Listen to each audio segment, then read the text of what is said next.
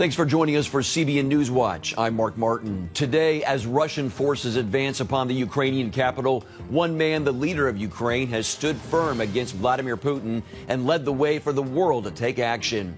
Dealing with Russian aggression and soaring inflation, President Biden gives his first State of the Union speech tonight. We'll show you the one statistic that indicates major political trouble for the president and the Democrats. Plus, parents are outraged after finding sexually explicit material in public school libraries. I think it's been hidden from a lot of parents. Shutdowns allowed parents to actually see and hear some of the content that was being discussed in classroom. Then later, we share the incredible story of Kevin Chandler, who set out on an adventure inside of a backpack. Because of the backpack, I could have these crazy, amazing experiences with other people. Plus, we'll tell you about an upcoming film based on the inspiring true story of the spiritual awakening in Southern California in the 70s. All these stories and more are coming up next in the CBN Newsroom.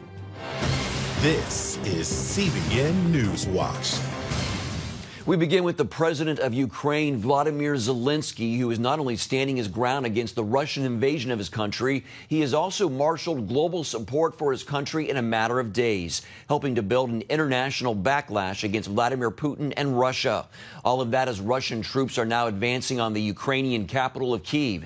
Senior National Affairs correspondent Heather Sells reports.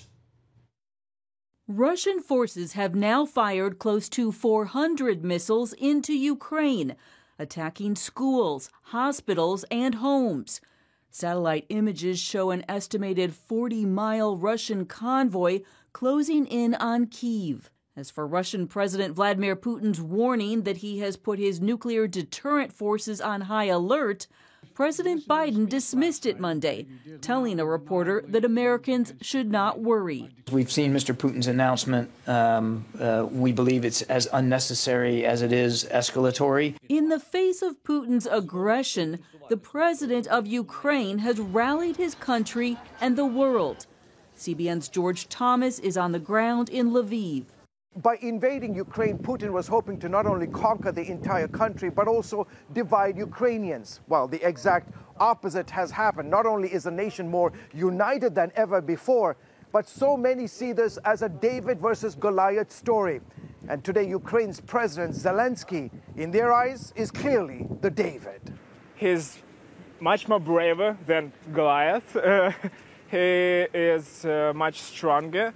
He is much more confident. I'm so happy to be Ukrainian. I'm so honored to be Ukrainian. I'm so happy that I have this president. Zelensky is perhaps the most unlikely Ukrainian president.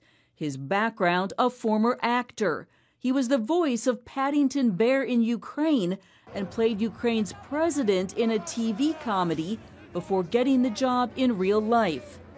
In the past week, his bold and sometimes defiant leadership has given Ukraine the resolve it urgently needed. Zelensky acknowledged what intelligence shows, that he's Russia's #1 target, and his family is #2. His family members have gone into hiding. When rumors surfaced that he was fleeing the capital, however, he pushed back with a video of him and his leaders in the street, saying, "We're still here." And when the Biden administration offered an evacuation, he said, "I need ammunition, not a ride." The Ukrainians are fighting back hard, and there's incredible, great leadership by Zelensky. His comment this morning, "I don't need a ride, I need ammunition." That's great, and it shows his tremendous leadership, and it's inspiring the Ukrainian nation. Across social media, photos of Zelensky with his troops have gone viral. And his emotional teleconference plea to European leaders, telling them it might be the last time they saw him alive, accelerated aid to Ukraine and sanctions on Russia. He told us he doesn't know if he will be able to take and to speak with us another time. So it's tough. We have to know how serious the situation is in Ukraine. Almost 28 NATO countries have increased sanctions against Putin and Russian banks. Even Switzerland, known for its neutrality, has joined in, barring Putin from Swiss banks. The pushback has sent the Russian economy into a tailspin, And on top of the financial war, military analysts say Russia's in trouble on the ground. This is going terribly for Vladimir Putin and his forces. They designed a flawed concept. Fuel shortages have slowed the troops, along with the fighting skill of the Ukrainian people. The Ukrainian will is so incredible to see what they are doing, to see their president. You know, he was a comedian who played the president on TV. And this is the role of a lifetime. He should get an Academy Award and many other awards for what it is that he's doing this. He's a natural. Zelensky's latest move, filing a genocide case against Russia. He's asking the UN to stop the Russian invasion and order the Kremlin to pay reparations. Zelensky's no longer acting, and what he's doing at home and abroad could save his country while crushing Putin's ambition for now. Heather Sells, CBN News. Our senior international correspondent George Thomas is with us now from the streets of the city of Lviv in Ukraine. George, Kharkiv, Ukraine's second largest city, was hit by a Russian missile today. You've been to that exact spot where the missile struck. What is today's attack signal? Yeah, I was there several years ago. In fact, a number of times since the 2014 invasion of the Eastern Park. What this sends is a very clear signal that Russia has no problem going after civilian targets. And this was right the main city center, the equivalent of City Hall. So it's sending a clear message. In fact, just before we came on the air, I got a call, my producer got a call from a family trapped in Kharkiv. She was wailing. She's got 3 kids and she's struggling to figure out how to get out of the city. So this today, what's happened today in Kharkiv and other parts of eastern Ukraine has definitely escalated and taken the situation here on the ground to another level. And the Russians are also pounding Kherson and Donetsk. Talk about the significance of these attacks. Yeah, guys, take a look at this map. If you look at the map of Ukraine, you see Crimea to the south, you see Kherson, then you see Zaporizhia, and then you see Donetsk. And in essence, what's happening is that today they've been targeted, they've been pummeling Kherson as well as the Donetsk region around the Mariupol. And the whole idea there is to create a land bridge from the east all the way to Crimea. You have to realize that Crimea is a major port, naval port for the Russians. And for 8 years, they've had no access, no land access to Crimea. What they're doing today is pummeling Kherson and as well as Mariupol and Donetsk with the idea of trying to create this land bridge from the eastern part of the country all the way to Crimea. We're at the library this morning, George. What did you see there? Yeah, let me just tell you right now, let me just show you right now what's going on. Right here, if you can see, I'm going to give you a little tour. You have dozens and dozens of men and women who are basically taking strips of fabric and rolling it and weaving it into this mesh. And in essence, they're going to be taking this all the way to the front lines. What you have here is dozens and dozens of women, men who are in essence sewing this to the very fabric of the camouflage net. And with each of these pieces of fabric, they are sending their prayers, their love, their unity, and a symbol of what is going on today. You know, Vladimir Putin may have tried to conquer and divide Ukrainians, but the truth of the matter is that overwhelming this nation is united like never before. And we're seeing it today in the display. Just a small token of what these people are trying to do. It's their way of saying, we stand united, we stand with our forces. And the UN, George, estimates some 500,000 people have fled. Where are they heading to? And what is the future? What's the future that awaits them? Yeah, basically about, like you said, 500,000, probably more by now. Tens of thousands of them have been coming to Lviv, the largest city in the west, and then they're desperately trying to cross the border into Poland. It's been a nightmare because it can take, what's normally an hour-long trip from Lviv to the Polish border. Normally takes about an hour. Now it's taking 37, 38, 40, 45 hours. People sitting with no gas, standing in line. It parked in their cars. Sometimes they have to walk because the line is so huge. The same situation on the Slovenia border, the Hungary border. And so it's it's just unbelievable. Wow. Well, stay safe, sir. That's a powerful image behind you. Very much so. Keep up the great work. And again, thank you for reporting on this important story for us. Thank you, George. George Thomas in Ukraine. Thanks again. Well, here at home, President Biden is set to give his first State of the Union speech, and he'll be emphasizing his actions dealing with the war in Ukraine. He will talk about the steps he's taking to mitigate the impact of President Putin's invasion of Ukraine on the global economy and the American people. He'll also focus on the economy, where Americans have been hit hard by soaring inflation at the grocery store, the gas pump, and elsewhere. The speech comes as the president's poll numbers keep dropping. He's now at just 37% approval in the latest ABC News Washington Post poll. The president also has only a 37% approval on his handling of the economy. Only 17% believe they're better off now than when Biden took office. 35% say they're worse off, and that indicates political trouble for the president and the party in power. You can watch CBN's live coverage of the State of the Union with coverage and analysis by our team in Washington. Just tune into the CBN News Channel at 9 o'clock Eastern tonight, or you can download the CBN News app or watch it on the, download the CBN Family app. You can watch it there as well. In other news, sexually explicit material is showing up in public school libraries, causing outrage with parents. Any idea of sexual boundaries, any sort of idea of sexual right and wrong, morality, they want those knocked down. Coming up, we take a closer look at the controversy and what parents are doing to fight against this issue.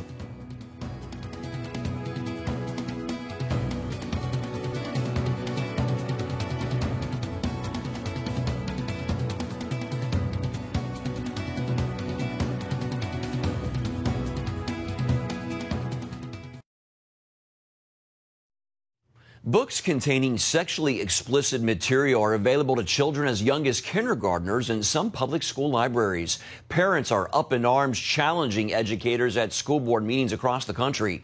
CBN's Tara Mergener reports on what's in these books and the controversy surrounding them. Parents first started packing school board meetings hoping to reopen schools.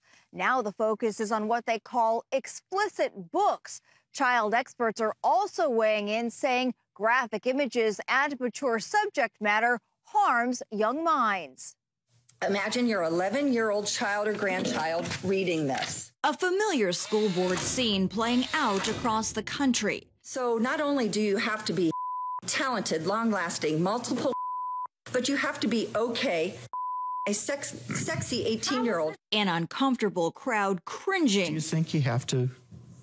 People, wait, this people is in our schools. Our kids are reading this, and you're going to tell me I can't read it to you because it's inappropriate? It's being broadcast. Everybody. As steamy excerpts are read aloud from books now available in public schools. Teenage girl getting raped. And this is available for 11-year-olds. Parents accusing educators of exposing their children to X-rated material. Protect our children or get out of the way. I think it's been hidden from a lot of parents. The shutdowns allowed parents to actually see and hear some of the content that was being discussed in classrooms. That content includes books like Gender Queer, recipient of an American Library Award. It's a story about my own life, about coming out as queer and non-binary and asexual. The story contains graphic text and illustrations depicting men having intercourse, children engaged in sexual acts, and the sexual fantasies of the then 14-year-old author. They want to normalize the abnormal, right? Any idea of sexual boundaries, any sort of idea of sexual right and wrong, morality, they want those knocked down. Now that this and other examples are being found in more school libraries, outcry is growing louder among parents. I don't understand what's going on. I don't understand how we have better criteria to select these books. And politicians vowing to prosecute Texas and South Carolina's Republican governors, demanding investigations into how books like Gender Queer got into school libraries. Virginia's new governor is using executive orders to give parents more power to reclaim control over what their children are taught. There are numerous efforts underway to recall school board members across the country. Some parents even running for political office, like Brandon Michon. Brandon Michon had the guts to fight for his kids. Known for his viral rant against school shutdowns. Figure it out! And stunned when his kindergartner brought home a book on transgenderism. Kindergartner is just trying to learn. Adult decisions and adult viewpoints and agendas are pushed down at a young age. That's not right. All we're trying to do is allow parents to say it's okay for my children to see this. Resistance is also rising to removing these books. Last month, Virginia Senate Democrats unanimously blocked a bill that would have forced schools to warn parents about sexual content. It's a serious infringement on First Amendment rights. Library groups are also speaking out. We firmly believe in the right of individuals, including young people, to make choices about what they read, and we trust the choices of the school librarians and what they add to their collection. Members of the LGBTQ community argue it's about social justice and inclusion. And they can personalize it, how important this book is to them, why it matters. Still, many experts insist what matters most is the children, warning this content for young audiences can have serious consequences. It's literally a disaster for developing brains. When they watch something that is so explicit and so stimulating, it actually begins to wear out the pleasure centers in their brain, and it leaves them more vulnerable to addiction and depression. Among other concerns, the children who view abusive and misogynistic acts will see them as normal and acceptable. It begins to shape their experience and perception of what it means to be in relationship with someone else. And then it opens up experiences with things that maybe they would have never been exposed to in such an explicit way at an early age. And it begins to shape their behavior towards other people. It's clear sexual and gender ideology is quickly becoming another flashpoint in education wars, with children caught in the crossfire.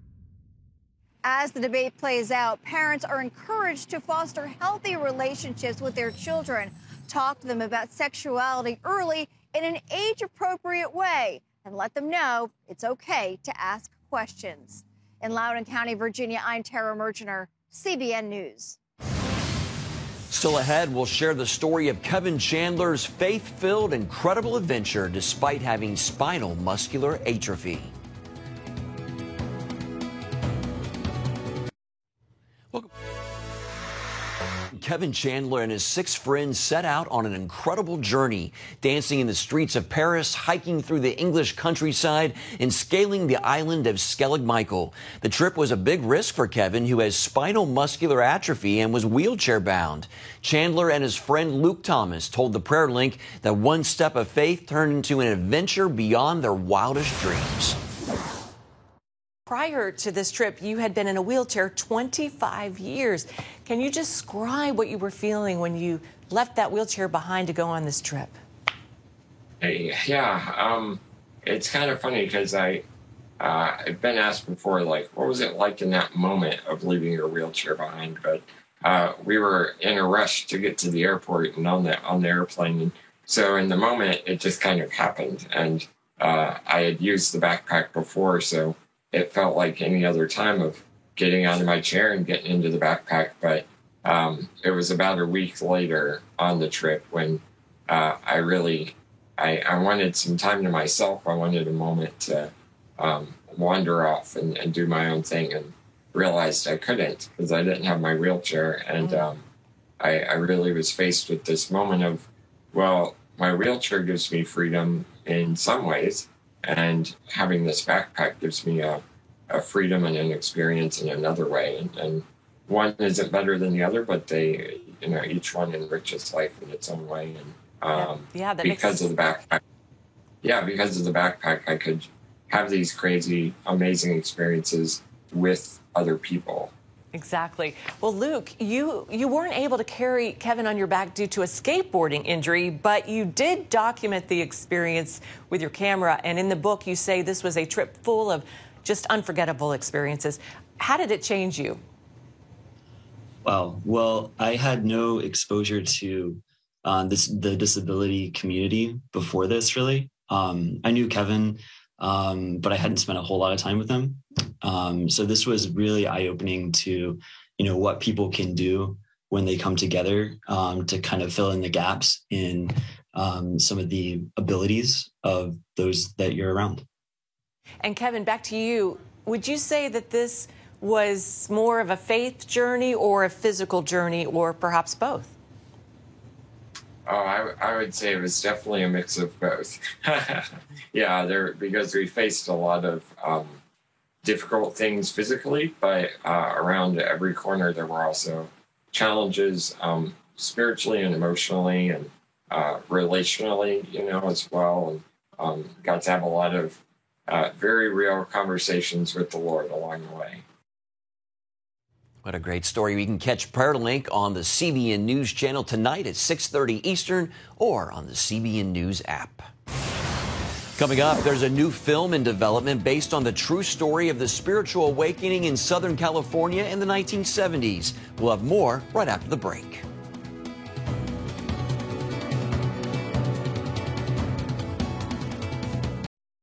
Download the CBN News app.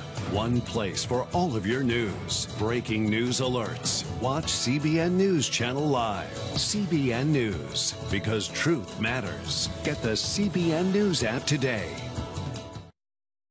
There's a new film in the works based on a true story of the national spiritual awakening in Southern California during the 1970s.